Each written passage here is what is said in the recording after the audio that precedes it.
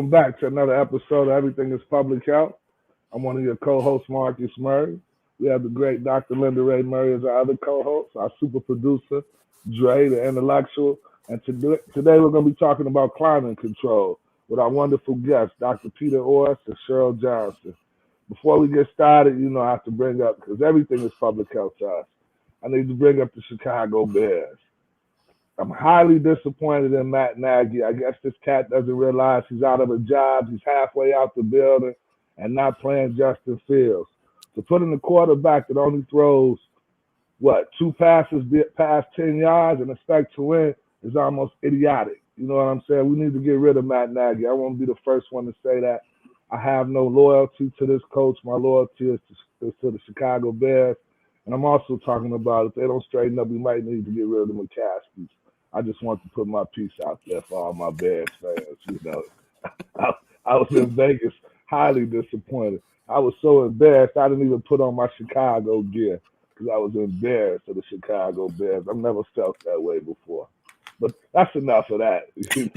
I just wanted to say that. How's everybody doing today? I'm doing good. I agree with you on that, Coach. Though I don't know. Right, and it's not a thing. I'm not a fan of rookies, but just play the best person. But that's enough for the Bears. So we have 2 wonderful guests, Cheryl Johnson and Dr. Peter Orris. So Cheryl Johnson, please introduce yourself and tell our audience who you are. Thanks for inviting me too. My name is Cheryl Johnson, and I'm Executive Director of People for Community Recovery.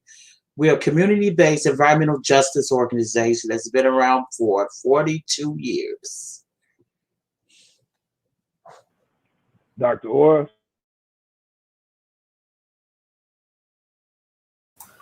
Oh, there we go. Good evening. Thanks for having me as well. Peter Orris. I'm Professor in Chief of Occupational Environmental Medicine at University of Illinois Hospital and Health Sciences System at the School of Public Health. So, Dr. Murray, get us started. What is climate control? Climate change, rather. You're still muted. I'm so sorry. I was going to say that many decades ago, many people thought it was a myth, and not just crazy Republicans, but a lot of ordinary people. It was hard to understand what people were talking about climate control. What do they mean? But actually, let me suggest to you that we've seen climate control in everyday things for decades. It's just that it's hard to connect the dots. So obviously today, if you turn on the evening news and you look at the fires that are going on in North America, in Siberia, all over the world, if you look at the frequent hurricanes, one after another, spinning out of control, these frequent extreme weather events are obviously happening. I might say that the coronavirus, the increasing frequency of global pandemics that come to human beings through zoonosis, through the animal kingdom, those are increasing also because of the disappearance of buffer lands between humans and animals. And so really everywhere you look, the problem with drought in the western part of the United States or in Johannesburg or in Mexico City, where people are actually literally pumping water out of the ground and running out of it. This is runaway industrialization, not just fossil fuels, starting with fossil fuels. And it's really human beings destroying the planet in order to maximize profits. That's what I would say in a little bit. We are entering in, and I want to especially mention this one now that Cheryl's here. 30 years ago this year, the first People of Color Conference on Environmental Justice was held. It was a major conference organized around the country with Native Americans, African Americans, Latinx, Asians. And Hazel Johnson, Cheryl's mother, was really one of the leaders and organizers of that conference. We'll be celebrating the 30th anniversary of that conference later on this fall. So at least for those 30 years, but really longer than that, 40 years, Black organizations on the ground like PCR have been fighting for environmental justice and understanding that that's really linked directly to broader global level climate change. So with that in mind, I'm going to start by asking Dr. Orris, how would you describe on a worldwide notion where we can expect to see really negative impact on human health? Well, really, as you well put the issue in the global context, we will see changes throughout the world. And much of the damage of those changes will occur while the planet is heating up. There will be some positives. There will be the ability to grow certain foodstuffs and others further north than we have done it before, northern Canada, etc. But on the whole, the movement toward that new situation will be negative. And with the contribution of fossil fuels and human generation of these greenhouse gases will be much worse than the planet is able to do to itself, in fact. So those changes will take place around the world.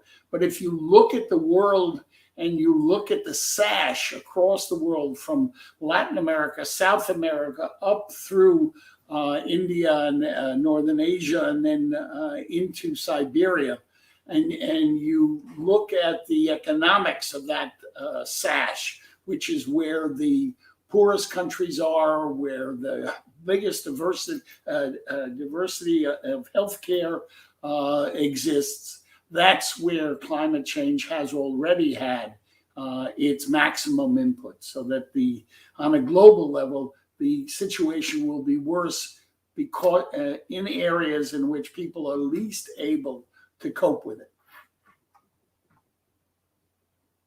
You know, in terms of what we see on the ground, ordinary people, I noticed in the northwestern part of the country, they're estimating that hundreds of people have died this summer just from the extreme heat, sort of like our heat wave from a few decades ago.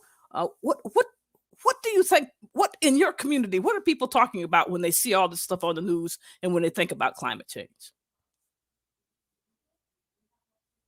You're on mute, Cheryl. I think people really don't.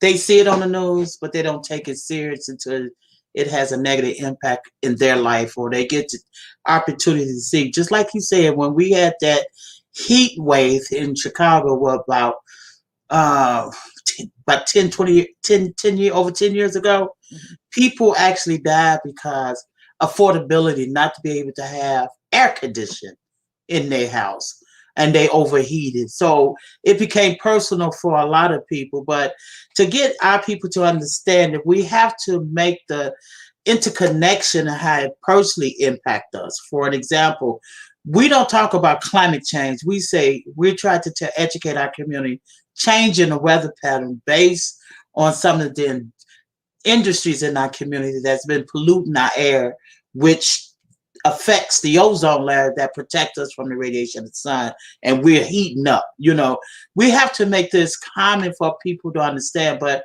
I come from an environmental justice perspective, so climate issue is just one issue of the many other issues that we have to deal with in our community. When you're talking about affordability for energy, we got a lot of fossil fuels and we got carbon facilities that is located in Black and brown communities, for an example, in the city of Chicago. You know, you have to look at the redlining, the disinvestment that we had in communities that really have an impact on the climate conditions of our community. You know, even when it's talking about if they're, living in an area that got a lot of industries in it, evacuation, emergency preparedness, all those things have a negative impact in our community because we don't have the resources that is needed to protect our health or in general the public health. You know, sometimes Katrina should have taught us a whole lot 20 years ago on how to prepare people. And look what happened to New Orleans just last week. You know, the flooding situation, not be able to evacuate or go to a safe place, because we cannot afford to leave, And most of the times when you look at climate related incidents or disasters that happen, the response in Black and brown community tend to be very low, and in a response to get people out. It's almost become, until death occurred, that we have a response from our government. But every day, every year, our planet is getting hotter and hotter, and it's going to have a negative impact on the quality of life of many people. And and just like the fire you talked about in California and over in the West Coast, it's have an impact on the quality of life of breathing in the city of Chicago.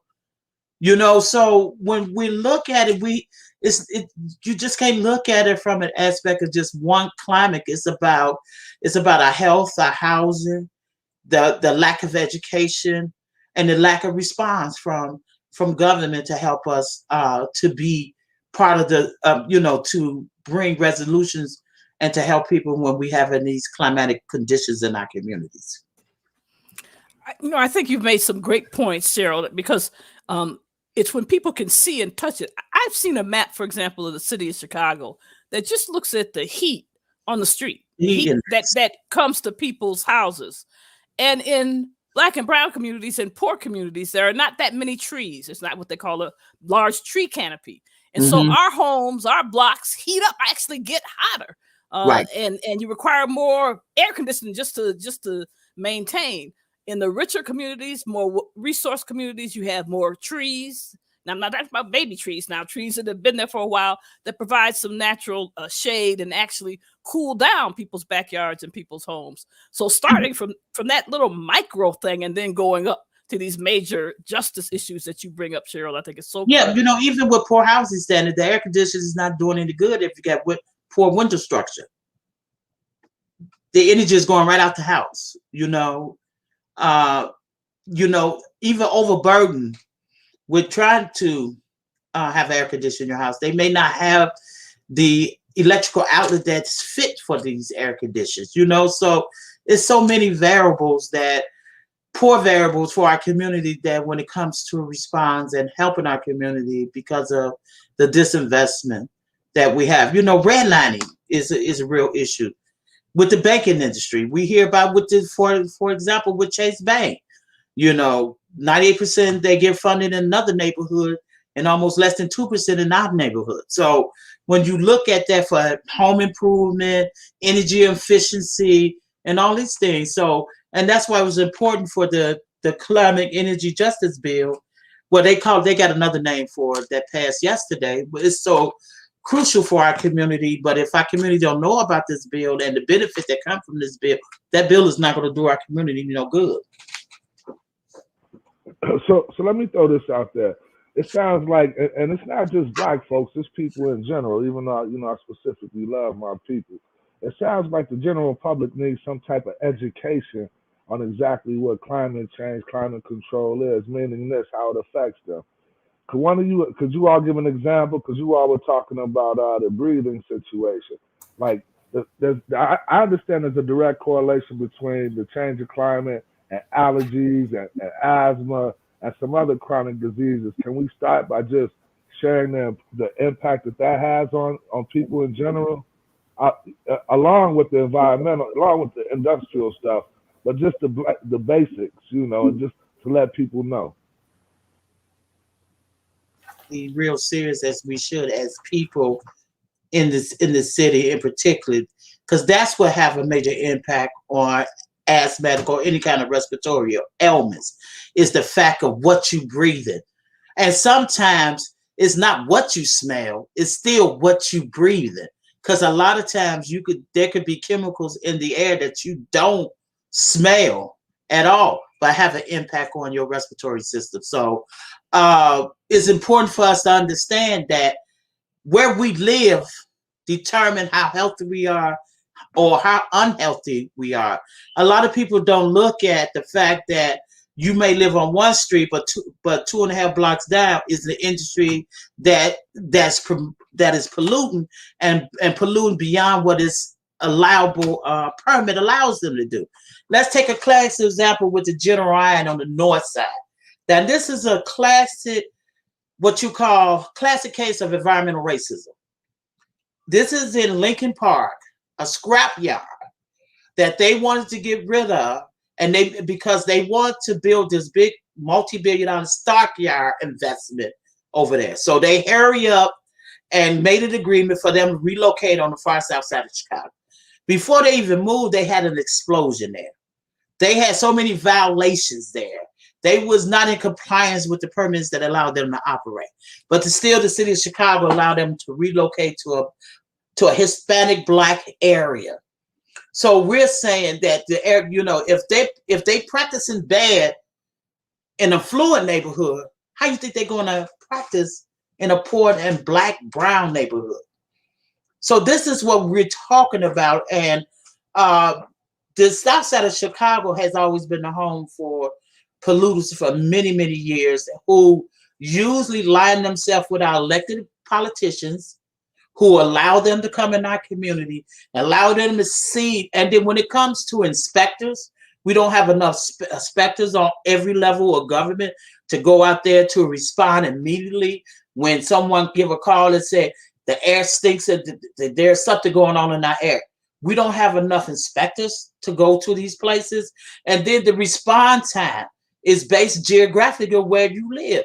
I live in public housing. This is all we're got.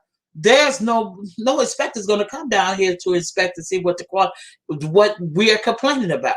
So those are some of the injustices that we have to experience as being in the city of Chicago and just being a Black person that's living in this country.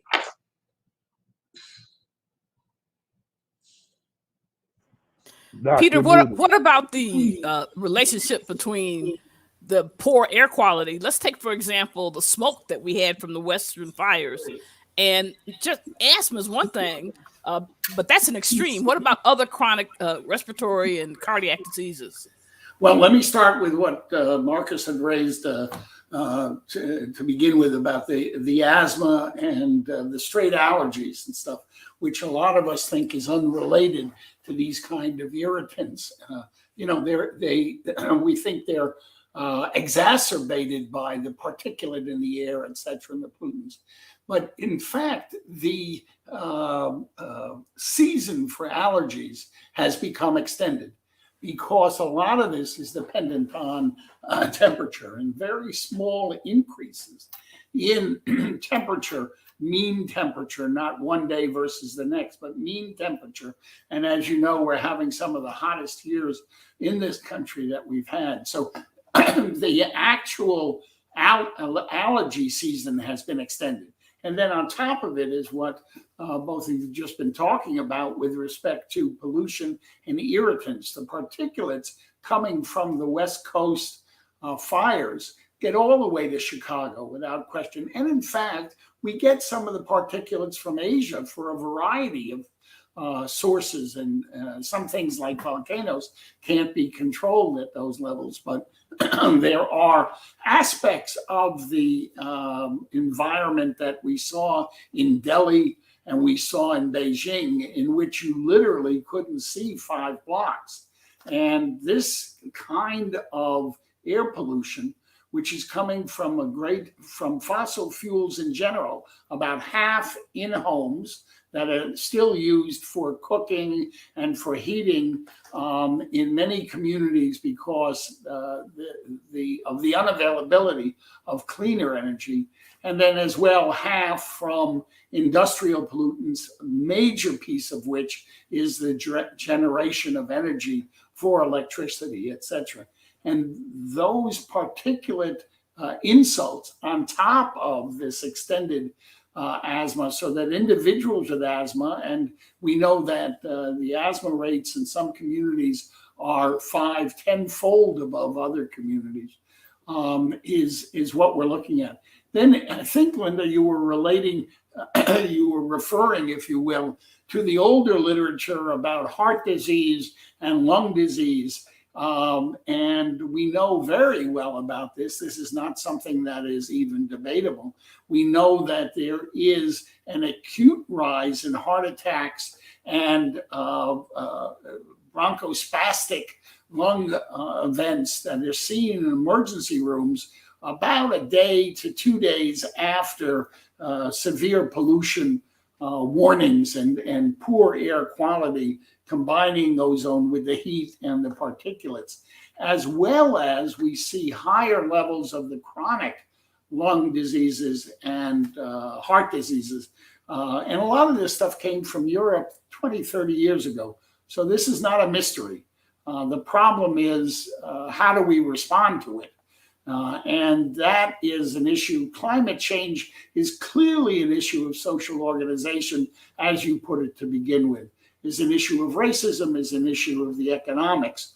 The mitigation events are all modulated by that, and around the world are modulated to a great degree by the degree of democracy in different countries. Poorer countries, more right-wing countries, do not have the capabilities socially and economically to cope with those changes.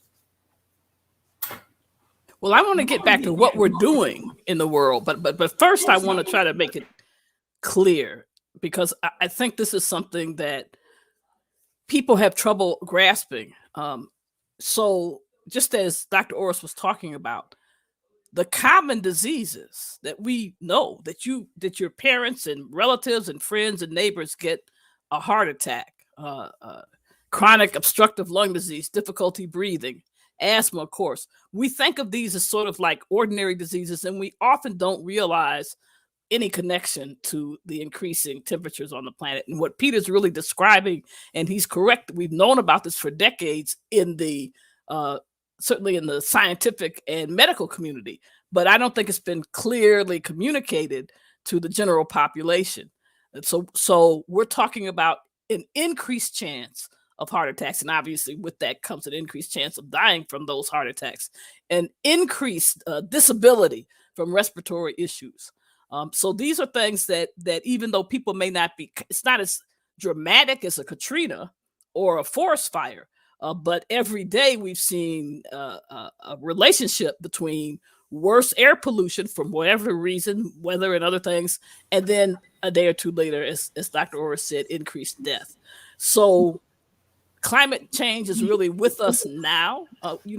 We have these, and I want to get into this international discussion, but we have these international goals to keep the temperature down. But we should be clear, these negative climate factors are killing people today, whether they're dying in Delhi because the temperature is 120 degrees Fahrenheit, or whether they're dying in floods in New York City, or from hurricanes on the Gulf Coast, or more frequently, even though we don't count it, it doesn't make the evening news, from excess, what we call excess deaths that we would not expect to see from heart attack and asthma and other chronic diseases. So that's what really frightens me, certainly as a physician. I don't know, Cheryl, what you think about those sort of creeping of sort of everyday causes of death, so that we have more people with these kind of problems. You're on mute, Cheryl. Yeah, and I agree with you, Dr. Murray, but it takes, the only time people really would pay attention to it is when they have a negative impact in their family. For an example, I was in a hospital in emergency service, and this girl came up to me and she said, "Don't you live in the garden?" And I was like, "Yes." She said, "Ain't you that lady that be out there fighting pollution?" I was like, "Yeah, but it's not just pollution in Allgale, So then she said, "I just want to thank you, because I couldn't understand why my kids kept having episode of asthma. One did never have asthma and developed asthma. And when I took them to emergency service, they asked her where she lived. And then they told her that maybe if she relocate, that her kids' asthma would get better. And she told me she left, and it's been over a year, and her kids is not having any type of episode with asthma again. She said, "I don't know what the pollution is out that way, but it sure know how to impact on my family. And I got the hell out of there." And that's what she said, So it's the body, it's the way that we respond. It's the lack of education. It's the lack of information that is real common to folks to really get to understand what is climate change and what is and what impacts that it have, and where's the sources. What are the potential sources that affect us in our community? And then the most important thing, how do I protect me and my family for where I live? I cannot afford, many people cannot afford to relocate. Right now, public housing is affordable housing for a lot of folks. And in particularly during this time that we're dealing with this pandemic. So to see, so people just can't jump up and run, but they wants to know, and where's the information? That information is not available in layman's terms that people can make a concrete decision on how to protect themselves and their family. So so a lot of times it get ignored. People don't make that distinction. They don't think about it, because at one point you come used to it. You get used to smelling it. This has been going on this area. So I remember at a time when you could distinctly tell when you get to our neighborhood, just being on the Bishop Ford based on the smell. But because of the works of many of the environmental groups in Southeast Chicago, and the changes that we are making, and the air quality improved a whole lot. It took almost 1 million pounds of pollutants out of our air every day, but we still get hundreds of thousands of pollutants in our air every day. And so we need to come up with a better system. We need to look at like fossil fuels. We know that's one of the major problems. Coal burning is a major problem. We need to get into renewable energy. That's what's important, and make it affordable. Solar panels is not affordable for many of the working class communities in this city, but we have to look at energy efficient panels and windows and infrastructure issues in order to make people feel environmentally safe in their own home. So, Dr. Orris, what can we do if we're not, if we don't have $1 million? What kinds of things is the world doing to really address climate change and the increasing temperatures? $1 million is helpful, but isn't nearly enough facing the global threats. But one thing I want to indicate is new now over the last couple of years, and that is with the drama related to these severe events. And these severe events are not just happening in Louisiana and Texas and Florida. They're happening right here. We are having longer and more intense rain than we've had before. These longer and more intense rains are causing problems right here with flooding in and around the Mississippi, but also within Chicago and Michigan and Wisconsin. Having said that, this draws the attention of some of the news media, and the news media more and more, just focuses on the latest catastrophe that's happening, and then stops recording most of the rest of the news and just talks to us about that. And since some of this has been weather related, we are now finally getting weather people on television that make that link, that say this is the weather that's going on and it's related to global warming. That's an entirely new situation, and I would postulate that is very important for education, because that gets to people who are watching and finding out what's happening today in the weather and understanding the link. It used to be just WGN that had that, because he was very much involved in the question of climate. Now they're all talking about it. Very important. And so I think that's important. Also, there's been some victories, as Ms. Johnson is saying, about the mobilization of people in the southeast side and even some degree in the southwest side, et cetera, around these issues has really forestalled some of the increased pollution that might have been expected and resolved some. And I was reading this evening this new report from the Indigenous Environment Network, which represents indigenous peoples throughout the Southwest and other areas in the U.S. And they are talking about how much pollution was forestalled by people's movements, often with the indigenous peoples as a leading conceptual and a leading force in organizing against these pipelines. So last point I want to make, and then I'll subside, is the need not to continue in the way that we have been proceeding. We can't just demand that all of the, even if they're poorly written, regulations or these rules at the state level about licensure and about permits, that they be followed, that all the rules be followed. This is what we've been hearing from the Lightfoot administration about what should be going on with respect to how do we control pollution.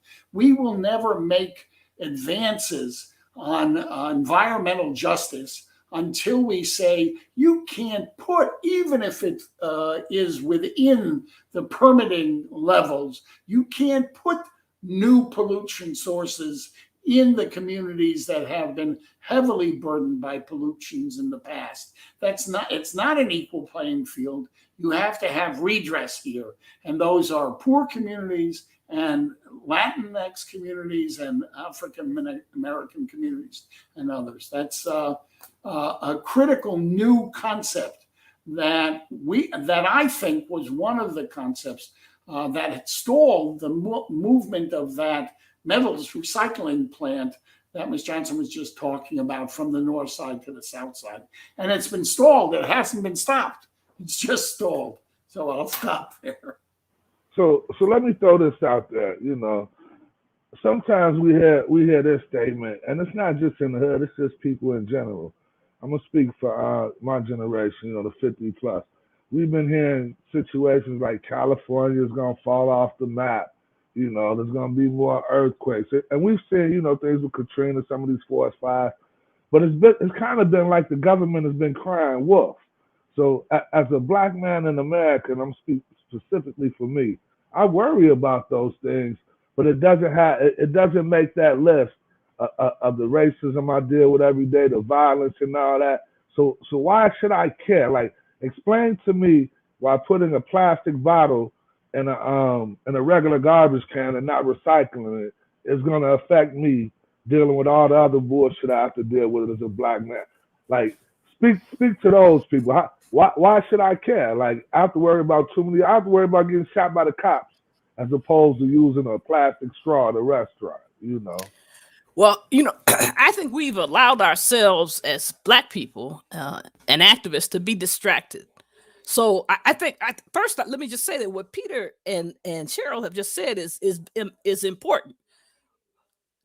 The activity of organizations, 42 years old, PCR, the activity of community-based organizations around the world, but let's look at the United States, have actually won some victories. Okay. And I stand to be corrected by my colleague, Dr. Orris, if he thinks I'm going too far. But let me just suggest this. We have focused so much, environmentalists in general in the United States, have focused so much on what we can do as individuals. So don't buy a plastic bottle or recycle. Now, I recycle. I'm not against recycling. That is not going to do it by itself. We should stop producing the plastic, which of course we individually don't have a choice of. We need to collectively change what we find acceptable.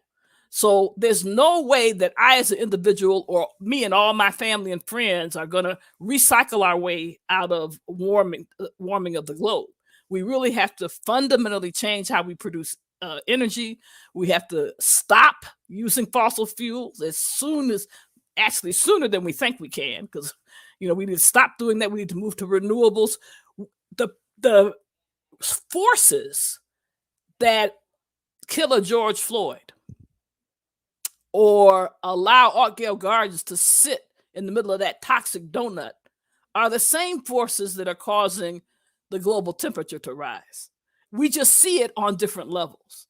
And so what we have to understand is that the cry for us to recycle I don't want to say it's irrelevant, but it's not the fundamental changes that have to be made to address global warming. When we change our political structure, when we stop disinvesting in poor communities and Black communities, when we recognize people's rights as human beings, then we are addressing the climate change. They're all tied together. And what we have to do is not be put in a trick bag by thinking they're different. I don't know. Now, do you think I went too far, Peter? No, that was a good setup, though. I like the way I set you up, so that I kind of knew how you were going to roll with it. But I will say this: I do understand that there's a direct correlation between all injustices and poor people. I do understand that, but I'm serious when I add this part. Sometimes it feels, and I'm gonna use my personal stance. Sometimes it feels to me that you're putting too much burden on the victim. You know what I'm saying? It's on me to have to stand up because I can't move from an environment with toxic fumes. It's on me to figure out climate control. It's on me to tell my peers.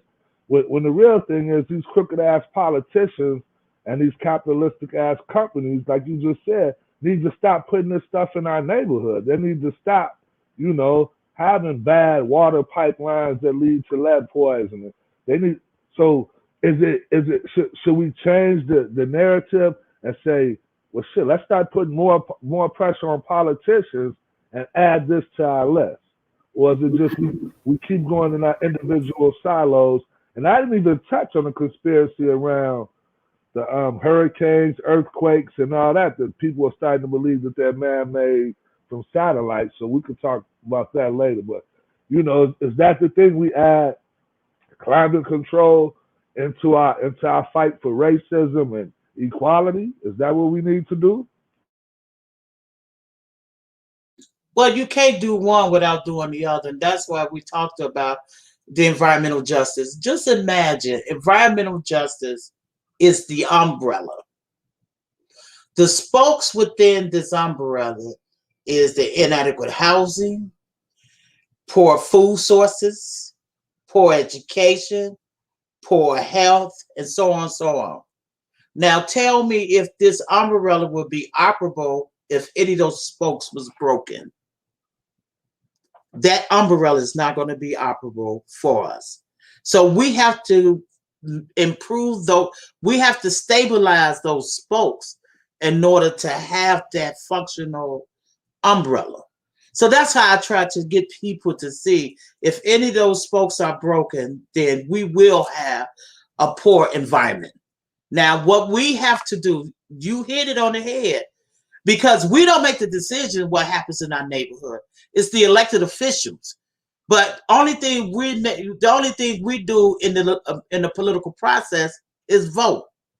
We have to do more than vote, because excuse my French, I tried to tell people, like, politicians ain't nothing but a hoe.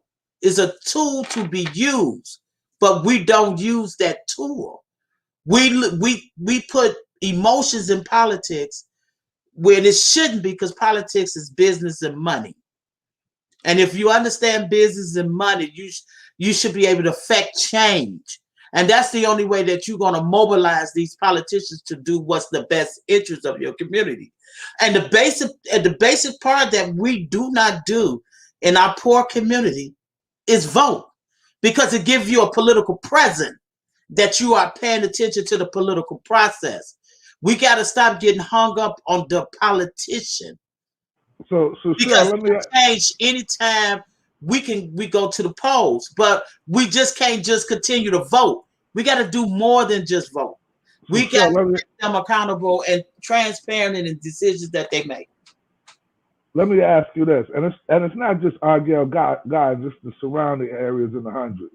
I know a lot of OGs and gangsters out there. Why don't people just posse up, male, female, children, sit out front of the alderman's office, the state rep's office, and have them start doing something or vote them out? Like, I know some black men that would love to participate in some of these protests and making a change. What can we do to help you get the word out in the hundreds? Well, we got to come together. We got to have a meeting of the minds, and we have to make sure that we're on the same accord and that we're trying to affect a positive change in our community, because we don't do that. like particularly in the Ninth Ward. All is 50 precincts in the Ninth Ward. He only wins that 6 precincts because the rest of the precincts have a low turnout in the voting. We have to get people. People got to understand that the political process is determined. Being active in our community determine how healthy our community is going to be. Being inactive shows what we got today, disinvestment in our community.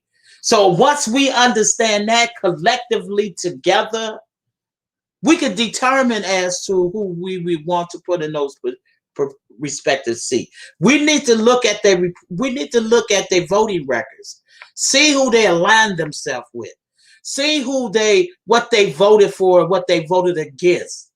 And then we have to have them, and then we determine as a collective group, because that's the beginning of the changes in our community, because that's where the money is being directed from. Look at all this money coming down from the American Recovery Act, billions of dollars.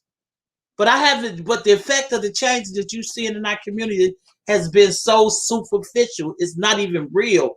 It's just like they got money, they don't even know what to do with the money. And sometimes it's more important than just money. We need the resources to be able to go to a mother's house, as you said earlier, and she knows her lead service line that's connected to the city line need to be changed because it's leaded pipes.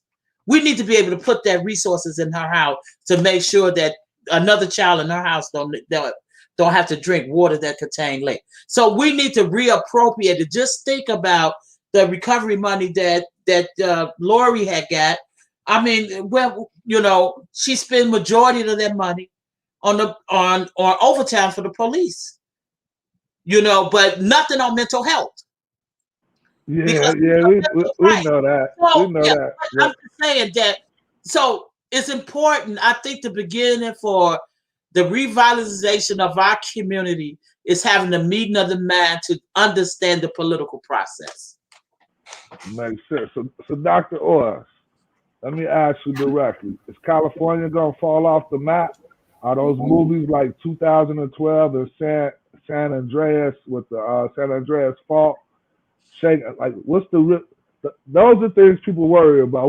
What's the realistic chance of that?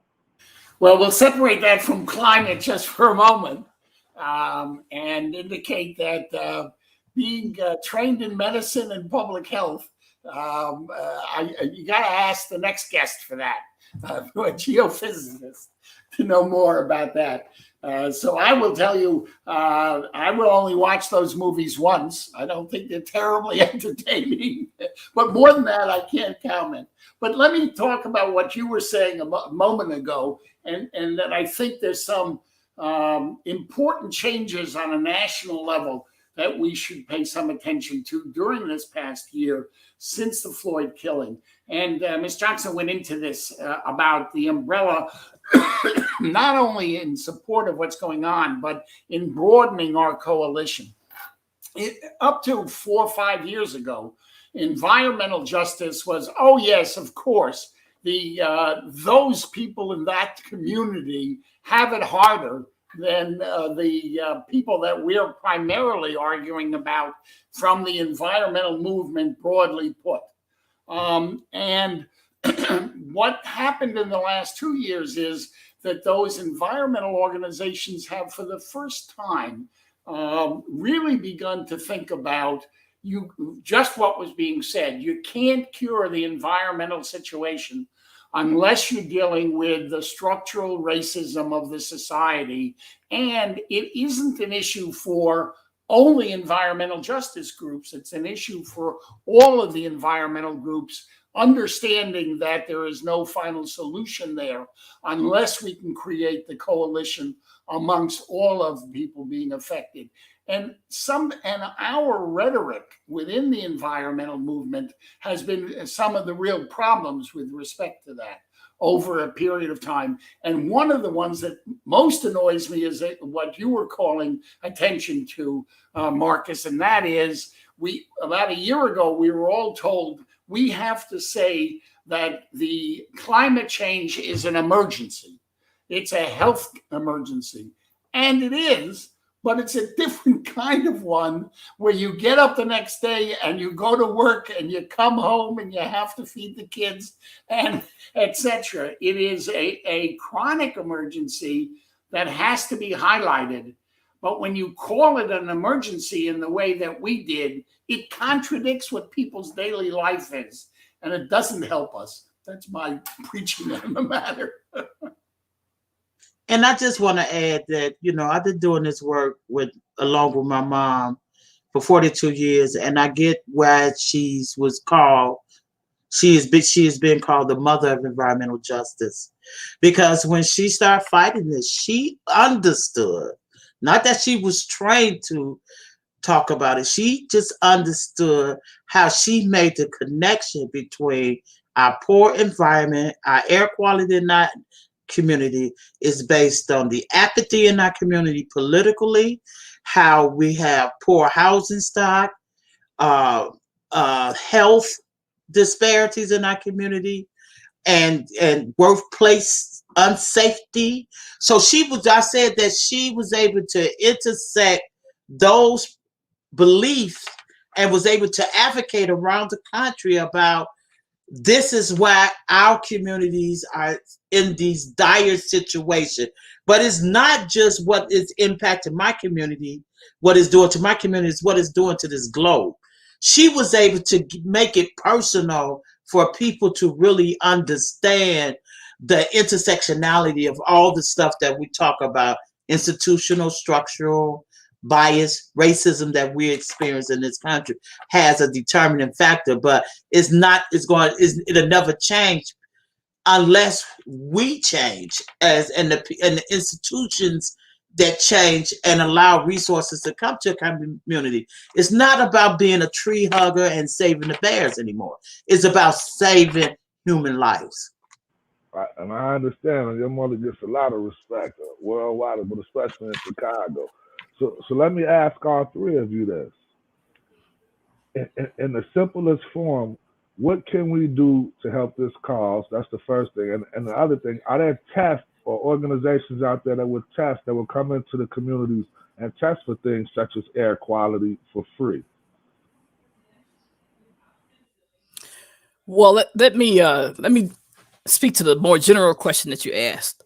I think that I think that, and the fact that we're on the 30th anniversary of that historic conference, that conference, those weren't tree huggers there.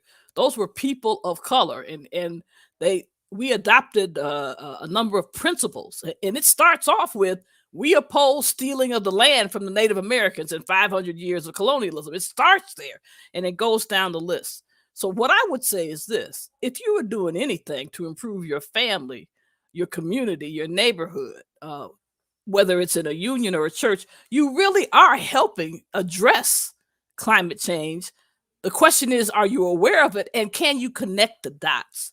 If you have a couple of kids, you may have to pay more attention to trying to straighten out the schools they're going to, than plastic bottles. But the point is, these things are all connected. So I think the first thing we can do is be more aware of how these problems are connected. And what that means is, as Cheryl so eloquently talked about when she talked about the umbrella, that the solutions are also then connected. And so I think that we have to make sure, as we work on whatever issues we work on, that we draw a connection to the global warming issue. Because even though poor people are going to be hurt the worst and first, this stuff is getting so bad that they are not going to be able to, billionaires are not going to be able to hide from the final, from the global changes that are going on. There's a limit to how much buffering you can do. So I do agree with Dr. Orris. I think that the consciousness of people today is greater than it used to be about this issue. And I think people are getting a better and better understanding. We just have to be more disciplined about making those connections. In terms of actual help on the individual level, I will say this: I think the city is still the city Department of Health is still offering to test people's water for lead, for example.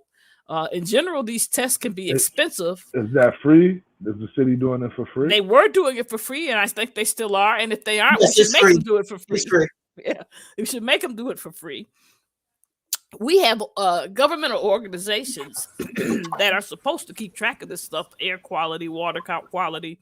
We have to insist that they actually do it.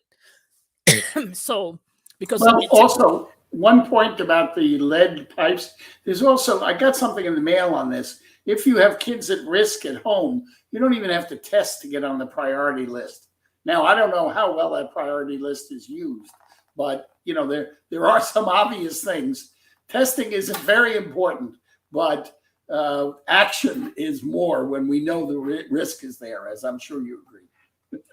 Absolutely. If you have an older house in Chicago, certainly built before 1980, you have lead service lines. So you don't. I mean, it's not bad to test, but you have lead service lines. We should have a position of replacing all of those lead service lines, as some other cities in the United States have pledged to do. And we shouldn't take 20 years to do it. We can't do. Rick, and not to cut you off, Doc, I need you to add this. Can you just take 2 minutes to talk about the impact that lead has on the physical body? And remember what she said, if your house was built in Chicago before 1980, can you just share that real quick? Lead impacts so many parts, but probably for most of our people, the most critical thing is that it damages our children, and it damages the brains and thinking ability of our children. We have known about lead poisoning, and especially lead poisoning in children, for over 100 years. So none of this is new or a surprise. And it's a slow, chronic situation. There is no safe level of lead. The lead is not a natural thing. And even though the lead in most of our children on average has come down, it's still not low enough. We need to try and get rid of it. And that requires certainly replacing the lead pipes and dealing with other sources of lead, like our industrial use. So this is a well-known problem. We just need to move to replace those service lines quickly. And what about air quality? How can we test for that? Is there an organization that tests inside the home as well as outside the home? Because for people living in the hundreds, if you open up the window to get some air, you have to worry about those chemicals coming inside your home. So are there organizations, the city, the state, that test for those or for that air quality? Usually you can contact the United States Environmental Protection Agency to come out and do some air sampling in your area. But there's a thing we talked about that we really don't have a lot of discussion about, that we need to talk about indoor air quality issues too. Indoor air quality can determine if you have a sick house or a healthy house. And many of our houses are sick houses. Even brand new houses can be sick houses that can give off the off gases from some of the new products that they use, because it's coated, and that can trigger all kind of allergies and respiratory problems within that family. So no, unfortunately, we're as environmental groups, we have conducted air quality testings in our community. We partner with the University of Illinois, who did the analysis of it. But the sustainability of those type of programs, it becomes problematic and expensive. Those equipments that we use they almost change them I'd say a year. They change all the time, and you need different types of. Because I'm talking about it, I know the name of them. You need one to test for gas. You need something to test for particular matters like PM 2.5 or PM10. Those are particular matters and stuff like that. And then you have the one that have gases. And then in my area, you have so many different types of pollutants in the air that you got to have these different type of machines to be able to capture. So it's yes, we should have these, if no more, that our local schools that's in these areas, our universities and colleges in this area, they should be having training on these different types of, to have technician training class where we can promote more people to become inspectors and do these air samplings in our community like they supposed to. Because if some of the industries in our area are required by law based on the operating permit is to do sampling in their area. Are they in compliance? See, the problem comes in that they only have to report it on an annual basis. Now, I can exceed what my permit in 1 month, and then for the rest of the 8 months, I'm below what my standards is. And by the time that 12-month period comes, I'm in compliance. We need to advocate that it be more of a quarterly report in opposed to an annual reporting of the emissions that's coming from a lot of these facilities. And then you can be able to track it, because the most of the time that you would really get a true analysis is really in the summertime. It's difficult to really get it when it's in the cold weather. One of the techniques to do that, some of these testing devices have come down in pricing.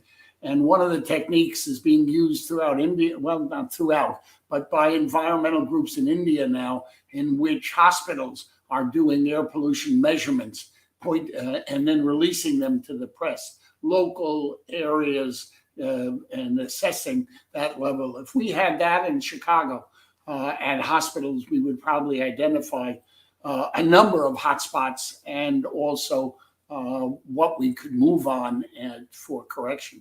Could I just say one thing, though, before we end the hour, and that is we don't want to leave out, while I totally agree with the fact that voting is not enough, and voting is only an adjunct of mobilizing and demanding, but voting is terribly important as well. And for all of these issues we've discussed related to the environment, preventing Trump and his co-conspirators from seizing and grabbing elections because enough of us don't vote, and at real risk losing the Congress in the next election cycle, is a critically important action to assure the environment and hopefully combat global warming. And I want to agree with that. And we have a few minutes left. And so I think that's a great thing to wind up with.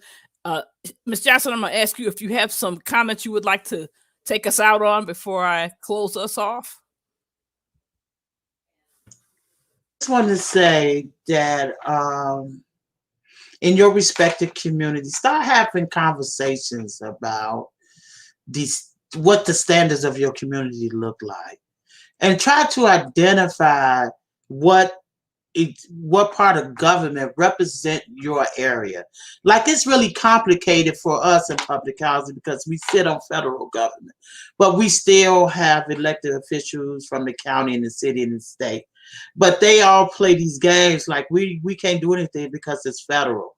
So understand the politics and the dynamics of your community in order to bring and start having conversations about what's going on in your community, in opposed to what had happened vitally in your community. Because people have to understand these pollutions have not been understood to talk about behavioral problems and and the violence that we are seeing in our community. We don't know. We understood, for an example, that when they closed schools, when they tore down all the public housing, we seen a spike in the violence in the city of Chicago, and it's just growing exponentially every day in the city of Chicago. So we need to understand that we need to start having positive conversations, to learn about what's going on in our community and become informed to become active in your community. Thank you. And I think both Dr. Orris and Cheryl have really helped us think and encapsulate what we've been talking about for this hour. And to go back to something that Marcus raised, we don't have a choice. If you're going to make it through the day, you got to get up out your bed. You got to throw some water on your body. Hopefully you can eat some food. You got to get the kids up. And that's before you even get out the house. It's the same thing here. We have to vote. We can't not vote. You got to vote. You got to go to your community meetings. You got to organize locally. You got to keep in those politicians' ass. You got to look at the state and the federal level. We have to do all these things just to make it through the day and to make sure that our babies grow up and get to have their own babies. Let me stop here and kick it back to Mr. Murray to close up this final podcast. We gotta check with Peter. Peter, you got anything you want to say at the end? No, I stuck it in already. Linda noticed. All right, cool. Again, I want to thank Dr. Orris and Cheryl for joining us. And again, we'll be on next Thursday. We'll be changing. So next Wednesday will be our last show on Wednesday, and then we'll be picking a new date. I also want to thank our co-executive producer, Andre Moore, the intellectual. He's behind the scenes. One day we're going to get him on the talk. But, just to be completely honest, a lot of things he does behind the scenes keeps me and Dr. Murray on point. So as far as today, I want to say something to my so-called Black celebrities and entertainers. With those recent California fires, a lot of our, a lot of our white colleagues and other colleagues have taken a grasp on climate change and climate control, and they've been very active in their community talking about it because they have a voice, they have cameras on them, and they listen. With this responsibility of sitting up here, making music and being an entertainer and getting all the credit, you all have to step up. You all have to start talking about the struggles that we go through in the hood. You have to start talking about environmental justice. You have to talk about social justice. You have to see the correlation between senseless murders of Black men, Black women not being treated right with pregnancy, and our young boys and girls developing asthma. If you don't, we will stop supporting you, we'll stop buying your shoes and your music, and we'll put you on blast. So all you Black men and women that are celebrities, step up or get out the way. If you could sell Yeezys and Gucci and Birkenton, then you could sell Black life. If not, we don't need you no more. With that being said, let's go Chicago Bears. We'll see you all next month. And once again, thank you. And thanks, Dre.